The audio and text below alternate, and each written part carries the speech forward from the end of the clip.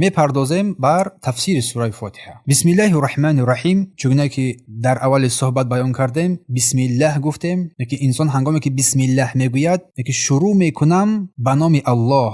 بسم الله این برای استعانت میکنن، به کمک میگویند. تو کمک میخواهی از درگاه الله، به نام الله، از الله سبحانه و تعالی. کارت را شروع مینمایی به نام الله سبحانه و تعالی، چون در این در برکت در این خیر است. بسم الله با تمام نامهای الله سبحانه و تعالی من از الله سبحانه و تعالی کمک میخواهم. و گفتیم با تمام نامهای الله سبحانه و تعالی کمک میخواهی، در حالی که در اینجا به نام بسم الله ذکر شده است، به نام الله ذکر شده است، چون علمای تفسیر میفرمایند که اسم در اینجا اضافه شدگی است، مفرد است و اضافه شدگی است بر الله سبحانه و تعالی. در بگن تمام نامهای الله سبحانه و تعالی در بر میگیرد. بسم الله، الله لفظ جلاله، معلوه معبود است. الله معبود بر حق است که سزاوار عبادت است، سزاوار یگانه شمردن در عبادت است، چون الله وصف می شود به صفات الوهیت، با صفات کمال.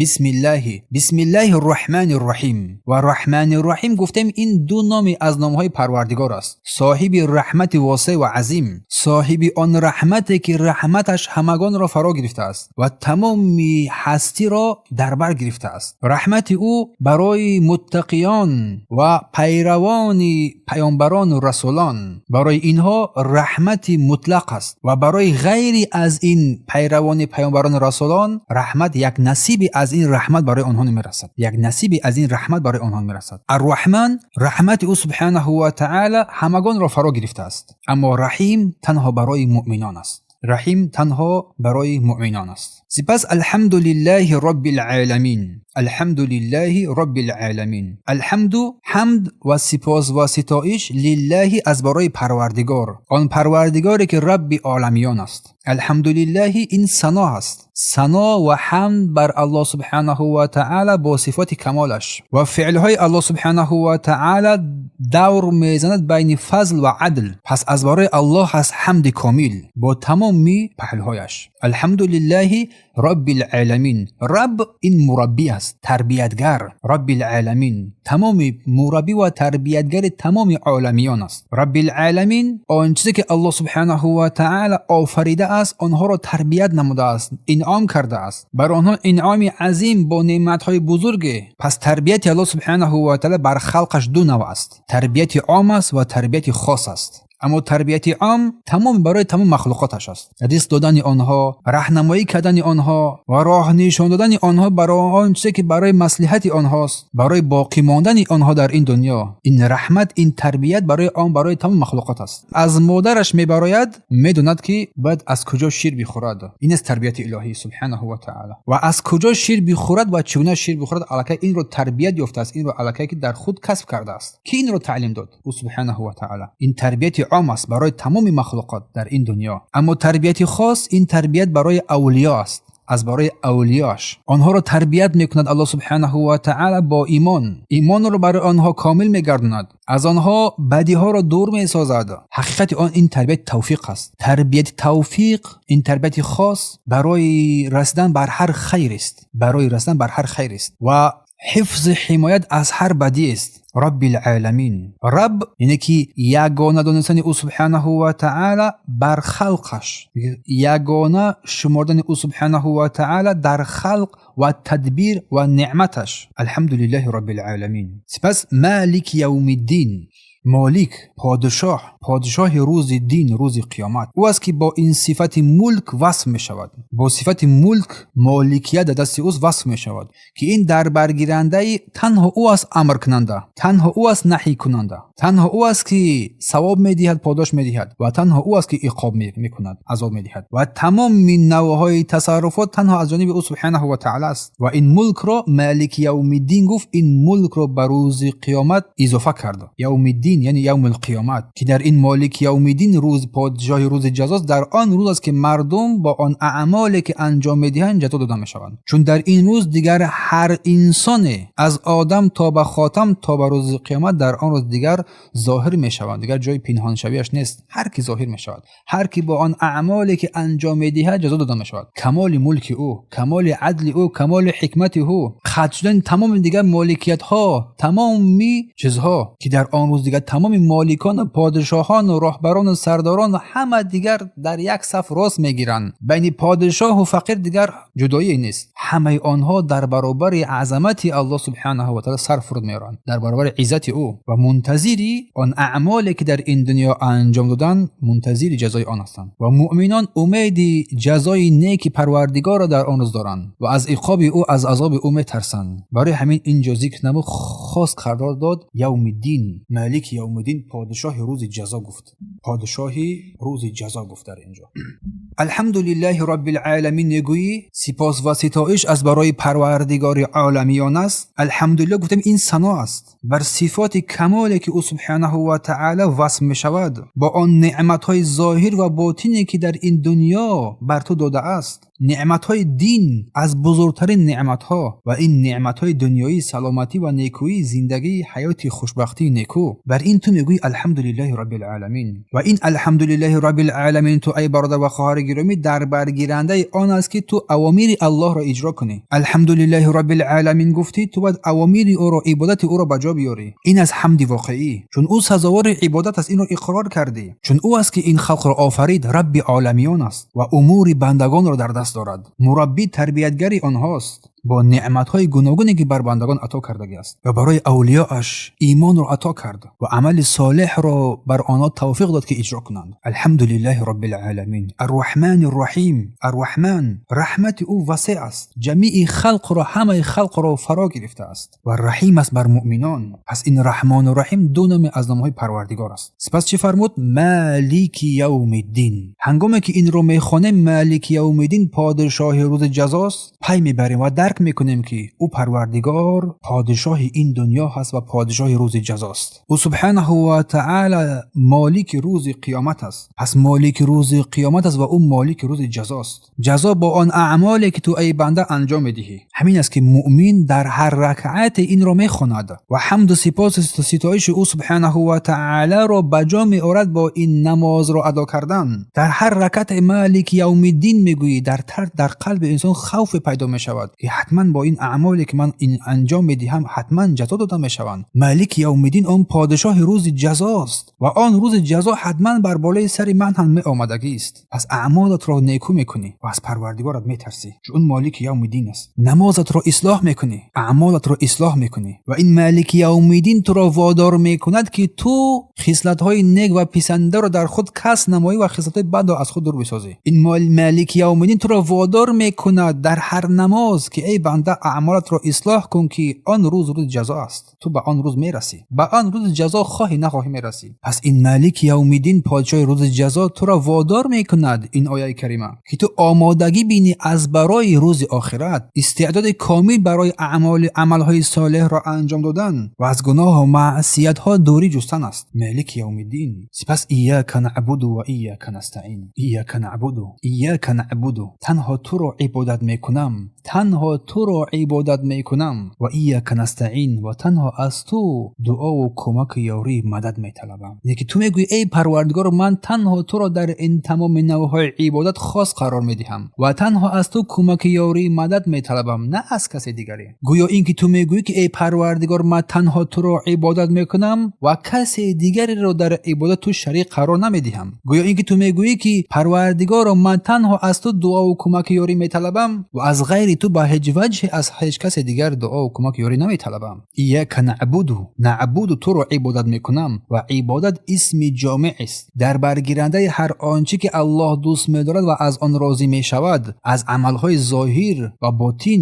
از اقوالها، گفتارهای ظاهر و باطن. و ایاک نستعین، تنها از تو کمک یاری و مدد میطلبم. استعانه این اعتماد است، اعتماد بر الله سبحانه و تعالی در جلب فایده منفعت ها و دور کردن ضررها. تنها او است که به تو نفع میرساند و تنها او است که از تو بدی ها را دور میسازد. پس باوری کامل بر او سبحانه و تعالی بر حاصل شدن این. هنگامی که ایاک نعبد و ایاک نستعین رو میخونی، تنها تو را عبادت میکنم و تنها از تو دعا و کمک یاری مدد میطلبم، قائم میشوی ای بنده بر عبادت او سبحانه و تعالی و کمک یاری از او سبحانه و تعالی. چون این ایاک نعبد و ایاک نستعین یک وسیله است برای سعادتمندی تو در این دنیا و آخرت ای بنده و نجاتی تو از بدی ها. و ای بنده هیچ راه نجات نداری مگر با قیام به این ایاک نعبد و ایاک نستعین. پس بدون که عبادت رو ما عبادت نمی شماریم یا که عبادت رو عبادت گفتن نمی شود مگر اینکه این عبادت از رسول الله گرفته شده باشد و رضای الله سبحانه و تعالی در این طلب کرده شود. رضای او سبحانه و تعالی در این طلب کرده شود. پس این را عبادت میگویم.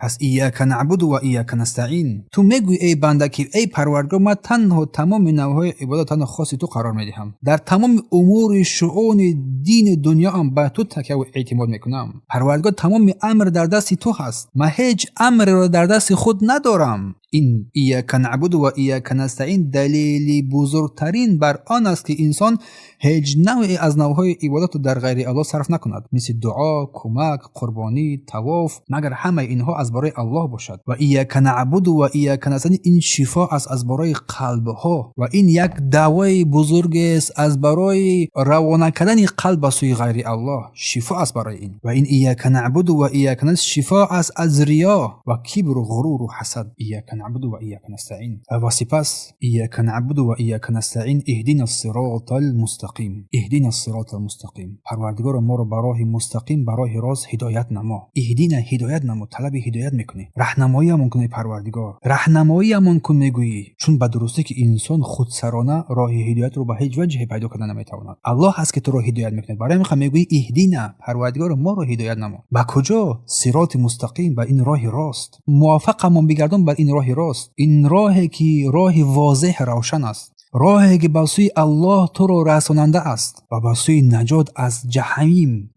جهنم و داخل شدن تو ای بنده جنت رو. این راه صراط مستقیم است. این صراط مستقیم راه معرفت حق است و عمل کردن بر آن است ای بندگان الله. پروردگار ما رو به راه راست هدایت نما و توفیقمون بده در این راه راست. پس هدایت به سوی صراط به این راه لازم گرفتن دین است، آموزش دین و لازم گرفتن به این دین و ترک آن چیزی که از این دنیا برای انسان ضرر آور است و هدایت به سوی این صراط به این راه راست در برگیرنده هدایت بر تمام تفاصیل این دنیوی از عمل و علما و عملا. اهدنا الصراط المستقیم این یک از زیباترین دعاهاست، سران تمام دعاهاست، منفعت بخشترین دعا برای بنده هست. برای همین الله این دعا را در این آیه کریمه در این سوره فاتحه بر ما واجب قرار داد که هر روز ما را تلاوت نماییم و هر روز هر وقت این آیت را بخوانیم از او طلب دعا کنیم، طلب دعای راه صراط مستقیم در هر رکعت، حتی در هر نماز، در هر رکعت.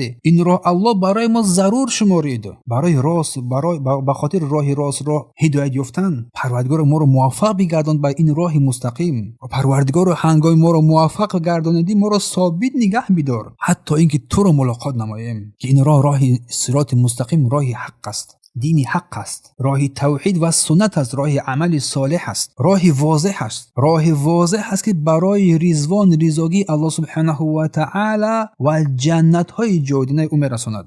آن راه است که خاتم پیامبران محمد صلی الله علیه و آله ما را به سوی آن راهنمایی کرد و بیان کرد که این راه سعادت است و این راه سعادت را بنده به دست نمیآورد مگر در این راه دین استقامت کردنش است. پس این است صراط مستقیم و فرمود صراط الذین انعمت علیهم، راه کسانی که بر آنها نعمت را ارزانی کرده ای، بر آنها نعمت داده ای، از پیامبران، از صدیقان، از شهیدان، از صالحان. آن راهی که برای آنها تو نعمت را ارزانی کرده ای بر اینها، بر پیامبران، صدیقان، شهیدان، صالحان. اینا هستن اهل هدایت، اینا هستن اهل استقامت در این دین. پس این راه را ترک نکن و راه آن کسانی را بگیری که غیر المغضوب علیهم باشد که الله برای آنها غضب کرده است. راه آن کسانی را پیشه نکن که آنها حق را دانستند و از آن حق پیروی نکردند.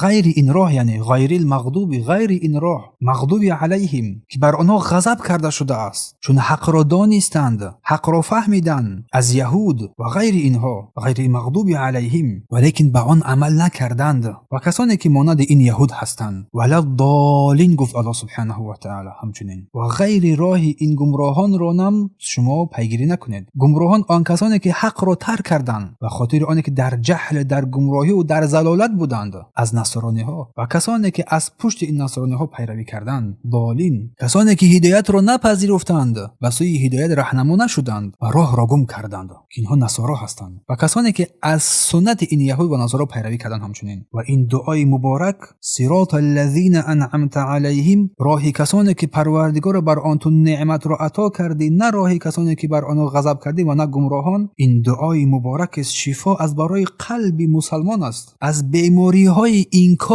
انکار کردن الله سبحانه و تعالی و علم او سبحانه و تعالی و ربوبیت و الوهیت و اسما و صفات او. شفا از برای قلب مسلمان از این بیماری انکار، از بیماری های جهل، از بیماری های ضلالت. و این آیه کریمه راهی کسانی که بر آنها نعمت را ارزانی کردی، پروردگار ما را به این راه راهنمایی کن، نه راهی کسانی که بر آنها غضب تو و نه راه گمراهان. این دلالت بر بزرگترین نعمت الله سبحانه و تعالی بر این نعمت اسلام میکند. کسی که حق را فهمید و از این حق پیگیری کرد، پیروی کرد، کسی که حق را فهمید از این حق پیروی کرد، وای اولاتر است که راه صراط برای او نصیب روزی بگردد، راه مستقیم برای او نصیب روزی بگردد. و هیچ شک و تردیدی نیست که اصحاب رسول صلی الله علیه و سلم این اولاترین مردم بر این راه هستند بعد پیامبران. و این آیه کریمه دلالت بر فضل این صحابگان کرام همین نماید و عظیم بودن منزلت آنها رضی الله عنهم. برای همین برای علما تاکید کردند، دلایل صحیح را از رسول الله روایت کردند، گفتند مستحب است که در آخر این انسان آمین بگوید، پروردگار را اجابت نما، پروردگار را این دعای ما را بپذیر و قبول کن. برای همین تمام علما اتفاق نمودند که این سوره فاتحه حتما باید خوانده شود، تلاوت کرده شود. و آمین گفتن معنیش اللهم استجب، پروردگار را قبول نما، بپذیر. اما آمین آیه از آیه های این سوره فاتحه نیست با اتفاق علما و جمهور علما برای این اتفاق نظر دارند. آیه از آیه های قرآنی نیست این سوره فاتحه. پس الحمدلله رب العالمین الرحمن الرحیم مالک یوم الدین، اینکه با آن گونه‌ای که الله سبحانه و تعالی میگوید ای بندگان من اگر حمد و ستایش و سپاس من را میگوید، حمد و سپاس و ستایش میگوید و بزرگ میشمارید از برای کمال ذاتم و بزرگیم و صفاتم، پس من را حمد و سپاس و ستایش بگوید، چون منم الله معبود برحق. اگر از باب احسان و تربیت باشد، منم که بر شما انعام کردم، نعمت رو بر شما ارزانی کردم، چون من رب عالمیان هستم. اگر از باب امیدواری در مستقبل باشد، در آینده باشد، پس من رحمان و رحیم هستم. اگر از باب ترس باشد، پس ای بندگان من مالک روز جزا هستم. الحمدلله رب العالمین الرحمن الرحیم مالک یوم الدین ایاک نعبد و ایاک نستعین اهدنا الصراط المستقیم. از هنگامی که سوال از الله سبحانه و تعالی، دعا بر او دعای هدایت باشد، سوال از او سوال هدایت و راه مستقیم باشد، که این یکی از نیکوترین مطالب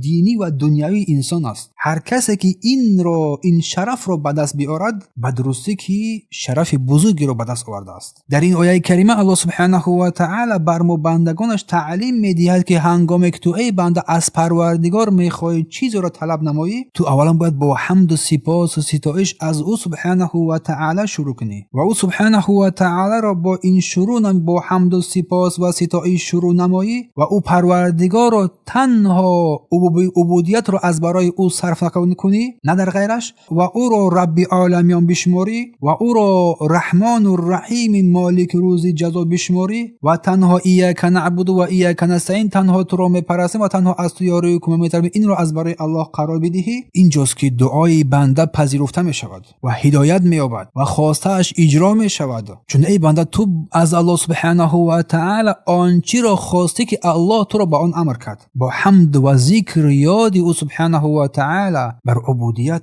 و ربوبیت و اسما و صفات او سبحانه و تعالی. پس این آیات های مبارک یک وسیله است برای تو ای بنده بر مطلب رسیدن. اگر میخوای بر آن سه بخوای برسی، پس با این آیه های قرآنی با او برس، وسیله بکن با او برابر او سبحانه و تعالی، با این نامه ها و صفات هایش، با عبودیتش. هنگامی که انسان با نامه ها و صفات های او بر او وسیله کرد، البته که پذیرفتنش الله قبول میگردد. ایاک نعبد و ایاک نستعین، ایاک نعبد و ایاک نستعین. اگر تو ای بنده الله را عبادت نکردی یا که عبادت در غیر الله صرف کردی و کمک یاری را از غیر الله کردی، تو با مقصدها مطالب دنیاوی و اخروی خود نخواهی رسید. ایاک نعبد و ایاک نستعین یعنی تو امرهای او را اجرا میکنی و از نهیهای او خود را باز میداری. ایاک نعبد و ایاک نستعین. سپس اهدینا الصراط المستقیم، پروردگار ما را برای راست هدایت نما. حاجت بنده به سوی هدایت، حاجت بنده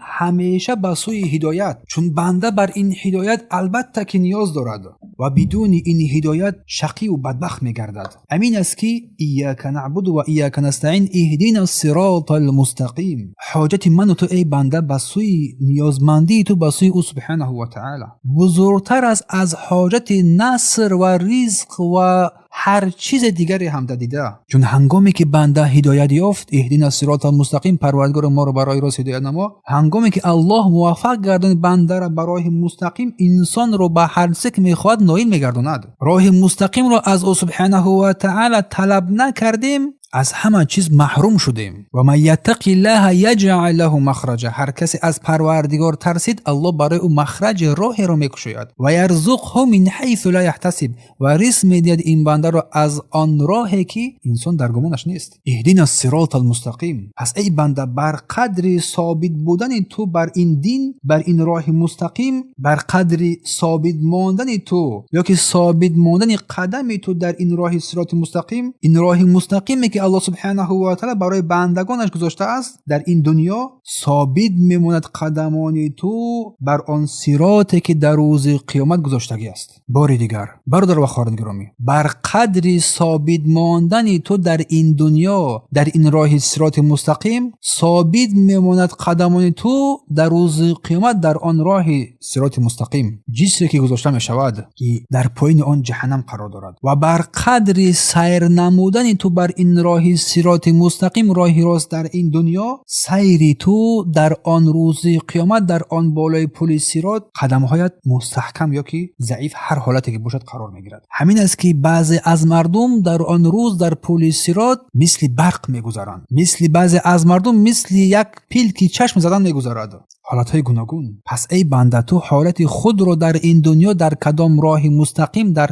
چگونه راه مستقیم رو قدم زده ایستاده‌ای، پس در آن روز حالت خود رو مشاهده کن. هل تجزون الا ما کنتم تعملون. آیا جزا داده میشوید مگر آن چیزی که خود شما ای بندگان در این دنیا انجام میدادید؟ دعا از برای الله سبحانه و تعالی، از او دعا و کمک یاری خواستن. هنگامی که دعا میکنید با حمد، با ثنا، با ذکر یاد او شروع نما. پس از او بخواه هر چی که میخواهی، چون این سوره از بزرگترین سوره های قرآن است و از بسیارترین سوره هایی که تلاوت می شود. پس مجموعی این آیات ها برای خیر و صلاح و نیکویی انسان در این دنیا و آخرت است. اینکه الله را عبادت نماییم آنگونه که شایسته و سزاوار عبادت هست، با آنچه که رسول الله صلی الله علیه و سلم بر ما بیان کرده است، و بر حذر نمودن از اهل بدعت و ضلالت، که تمام بدعت و ضلالت، تمام گمراهی ها از پیروی هوا و هوس، از بی علمی و بیدانشی در شریعت است. غیر المغضوب علیهم. و از بر حذر بودن از عمل نکردن به علم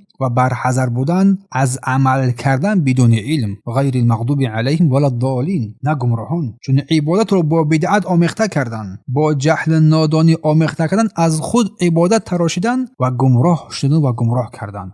بارک الله فیکم. این از بیان تفسیر سوره فاتحه که گفتیم این سوره فاتحه قرآن نامیده شده است. نامهای زیادی هم دارد. فاتحه، القرآن، کتاب، سبع مثانی، قرآن العظیم. و الله این سوره را دو قسم تقسیم کرد، نصفش از برای پروردگار، نصفش از برای بنده. این سوره شفا است، فاتحه الکتاب، چون سوره فاتحه بر این سوره شروع می شود، قرآن با این سوره شروع می شود، گشایش قرآن با این سوره است. صلات نامیده می شود چون رکن از رکنهای نماز است. دعا هست چون دعاهای عظیمی در اون قرار گرفته. حمد است، شفا است. از برای بدن و قلب. در مکی نازل شده است. عدد آیاتش 7 است و حکمت نازل شدن این سوره قرآنی، این سوره فاتحه، بیان تأسیس توحید است که با حمد الله شروع می شود که این توحید است. شروع شد با توحید، اثبات ربوبیت او سبحانه و تعالی و الوهیت او و بیان تقریر شکر الحمد که حمد این در برگیرنده شکر رو در نظر دارد و شکر این اساس عبودیت است و شکر با قلب، زبان و جوارح است و بیان اثبات رحمت الله و ملک او و فروتنی بندگان از برای او سبحانه و تعالی و کمک یاری از او سبحانه و تعالی و دعای هدایت برای کشایش راه خیر، طلب رزق و کمک یاری، استعانت کمک یاری از او و توکل بر او. و گفتیم که بسمله بسم الله الرحمن الرحیم این آیت از آیه‌های قرآنی است، آیت از این سوره فاتحه است. این قول جمهور علما است. بسم الله الرحمن الرحیم. رحمان الرحیم رو گفتیم که این دو نام از نام‌های الله است. الرحمن از اسمهای خاص الله است، دلالت بر رحمت واسع بودن او سبحانه و تعالی بر جمیع خلقش در این دنیا هست. اما الرحیم رحمت او سبحانه و تعالی خاص گردانده شد برای مؤمنان در آخرت، در جنت، چون که الله فرمود و رحمتی واسعت کل شیء. رحمت الله همگان رو، همه چیز رو در این دنیا فرا گرفته است. الحمدلله رب العالمین. تمام حمد، تمام شکر از برای الله است، چون که او رب العالمین است، خالق و مالک آنهاست، تدبیر کننده تمام امور حیات بندگان است. الحمد این ثنا هست، ثنای زیبا که اختیاراً انسان این را با زبانش میگوید. الحمدلله از برای الله، اینو قرار خاصی الله قرارش میده این حمد رو که در برگرده عبودیت الله سبحانه و تعالی خاص او سبحانه و تعالی. قل هو الله احد، بگو الله احد یگانه است، رب العالمین است، رزاق است، معلم است، نعمت دهنده است. الله ربنا، الله پروردگار ماست و رب آبائنا و پروردگار پدران ماست. رب العالمین است، تمام عالم. عالم رو از برای آن عالم نامیدم که علم است، نشانه بزرگ و قدرت الله سبحانه و تعالی در آن است که از جانبی با این نعمت چشم و گوش، بینایی و شنوایی اینها که الله برای ما داد، این عالم هستی رو ببینیم، با این نعمت‌های بزرگ و پی ببریم و درک نماییم که خالقی هست که ما را آفریده است برای عبادت خود. و من خلقت الجن والانس الا لیعبدون، من جن و انس را به خاطر آن آفریدم تا من را عبادت نمایند. پس رحمان رحمت عام بر تمام مخلوقاتش و رحیم خاص برای مؤمنان. رحمت عام او برای کافران نمیرسد، برای مؤمنان نمیرسد، برای حیوانات، چرنده ها، درنده ها، هر چیز میرسد، اما رحمی او خاص برای مؤمنان در روز آخرت است. پس رحمت دنیوی، رحمت اخروی. مالک یوم الدین است، مالک این پادشاه، یوم الدین روز جزا، که هر بنده با هر اعمالی که در این دنیا انجام داده است در آن روز الله را ملاقات میکند. دیگر هیچ مالک، هیچ ملک ندارد، ملک تنها از آن او سبحانه و تعالی است در آن روز. مالک این متصرف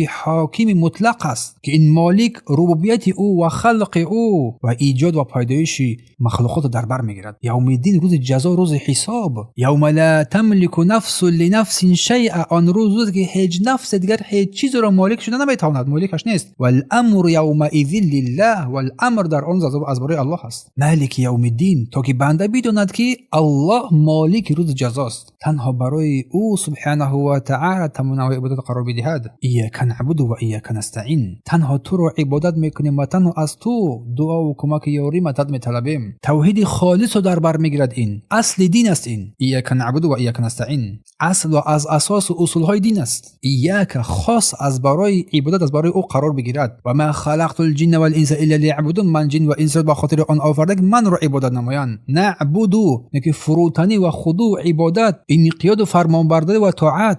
واعبد ربک حتی یأتیک الیقین، الله را عبادت نما حتی اینکه یقین بر تو بیاید. ایاک نستعین، از تو طلب اعون و کمک یاری مدد میطلبیم، از تو طلب توفیق میطلبیم. هو الذی انزل السکینة فی قلوب المؤمنین، او پروردگار است که آرامش را در قلب مؤمنان فرود آورد. لیزدادوا ایمانا، تا که ایمانشون را بیافزاید. دلالت بر اهمیت ایاک نعبد و ایاک نستعین. اهدنا الصراط المستقیم، راهنمایی کن بر این راه مستقیم، راهی که در آن هیچ شک و ریب و تردید نیست، هیچ کجی هم ندارد. اگر این راه صراط مستقیم یافتی میبینی که در آن هیچ کجی نیست. اگر نیفتی بدون که در هر گمراهی ها، در هر ضلالت ها، در هر شبهه ها، در هر گرفتار میشی، میدونی از پای میبره که تو در راه راست نیستی و کجی های تو را از این راه راست باز داشته است. باید راه راست رو پیدا نمایی. اهمیت این دعا، فضل این دعا، اهدنا الصراط المستقیم، در مسند احمد روایت میشود که افضل دعا، افضل ترین دعا این اهدنا الصراط المستقیم است. اهدنا،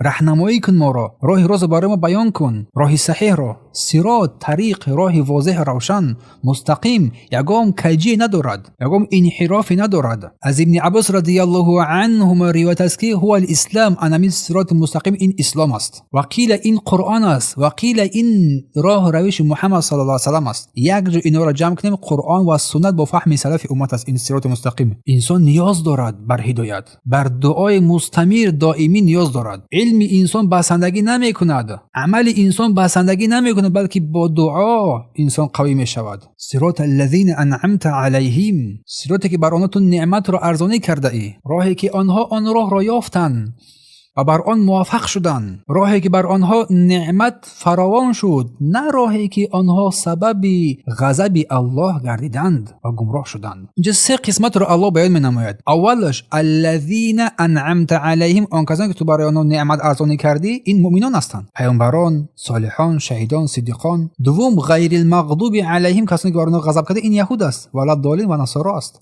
چون اساس تمام انسان در همین سه چیز در بر میگیرد، یا که مؤمن هستند، یا که یهود هستند، کسانی که از یهود پیروی می‌نمایند، همچنین یا که نصارا هستند، کسانی که از اونها پیروی می‌نمایند. چون اینها گمراه ترین مردم هستند. یهود حق را فهمید، پیروی نکرد، نصارا بدون حق گمراه شد. الذین انعمت علیهم، آن کسانی که بر آنها نعمت دادی، اینا مؤمنان هدایت یافتگان هستند. و من یؤمن بالله یهدی قلبه، هر کسی که به الله ایمان بیاورد، الله قلبش را هدایت میکند. و مغضوب علیهم یهود است، و ولا الضالین این نصارا است. پس علاقه این سوره قرآنی فاتحه الکتاب با قرآن گفتیم در برگیرنده توحید است، شامل آنچه که در قرآن است من از نامها و صفات الله سبحانه و تعالی، در برگیرنده ربوبیت الله سبحانه و تعالی است، شامل آیات هایی است که از خلق و رزق و ملک صحبت میکند، شامل الوهیت الله است، در برگیرنده عبادت ایاک نعبد و ایاک نستعین، شامل کمک و استعانت است، در برگیرنده عبادت الله الوهیت الله توکل، و شامل هدایت است، راهنمایی است. بارک الله فیکم. این است تفسیر سوره فاتحه. چون عظمت این سوره فاتحه را هنگامی که بنده درک می‌نماید، او را وادار می‌کند که این سوره فاتحه را صحیح و درست تلاوت نماید. درست تلاوت نماید این سوره فاتحه را.